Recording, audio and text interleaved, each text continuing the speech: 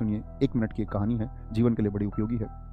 एक राजा को भगवान जी ने दर्शन दे दिए भगवान जी ने। तो राजा बड़ा प्रजा हितैषी था, प्रजा के हित में चाहने वाला था। उसने कहा, भगवान जी मेरी प्रजा को भी दर्शन दीजिए ना, प्लीज उनको भी दर्शन दीजिए। उन्होंने कहा कि तुमने इसके लिए मेहनत की है, तुमने इसके लिए रात दिन परिश्रम किया, योग किया, हठ योग किया, तुमने ध्यान लगाया, तो मैं तुम ही को तो मिलूंगा। तुम ऐसे कैसे कह सकते हो मुझसे कि प्रजा के पास भी चलो? उसने पैर पैर पकड़े, बोले नहीं भगवान जी प्लीज, मेरी प्रजा, मेरे लोग, मेरे लिए सब कुछ है। और बोला ठीक है। उन्होंने पर्वत स्थल बताया कि मैं यहां मिलूंगा, कल अपनी प्रजा को ले आना, सबको दिख जाएंगे। अब राजा ने घोषणा करवाई। उसने कहा भाई साहब कल ऐसे ऐसे वहां स्वयं भगवान आएंगे आपको दर्शन देने। उससे बड़ी चीज क्या हो सकती है? पूरी दुनिया उसी प्रक्रम में लगी हुई है, सब देखना चाहते हैं ईश्वर कैसे होते होंगे। उसने घोषणा करवाई और सच में पूरा नगर चल दिया सुबह। और जब पूरा नगर चला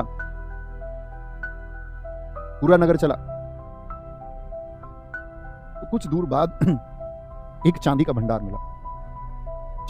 मिला। तो लगभग 1/3 लोग चांदी के भंडार की तरफ। राजा ने कहा तुम पागल हो क्या? मैं तुमको भगवान के पास ले जा रहा हूं, तुम ये क्या चांदी के भंडार की तरफ भाग रहे हो? उनके अंदर एक आकर्षण हुआ चांदी का भाग। ठीक है भगवान मिलते होंगे, मिलते रहेंगे। थोड़ा आगे चले, 33% गायब, बचे हुए बाकी 67%। एक सोने का भंडार मिला, आधे गायब, 33 फिर गए, 66 जा चुके हैं, 34 बचे हुए। ऐसा समझ लो एक आपका फिर आगे एक और बहुमूल्य धातु का भंडार मिला, बाकी 33। राजा के साथ बचती है रानी। राजा विलाप की स्थिति में है।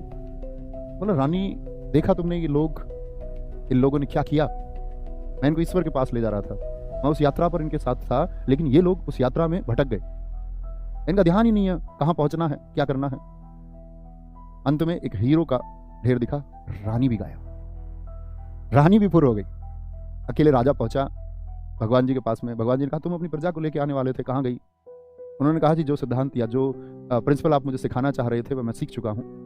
सिद्धांत यह है कि हम यात्रा को शुरू तो करते हैं, लेकिन बहुत सारी चीज ऐसी हैं जो हमारी मन की चंचलता सबसे बड़ा एक कारण होता है कि हम नहीं पहुंच पाते उस मंजिल तक।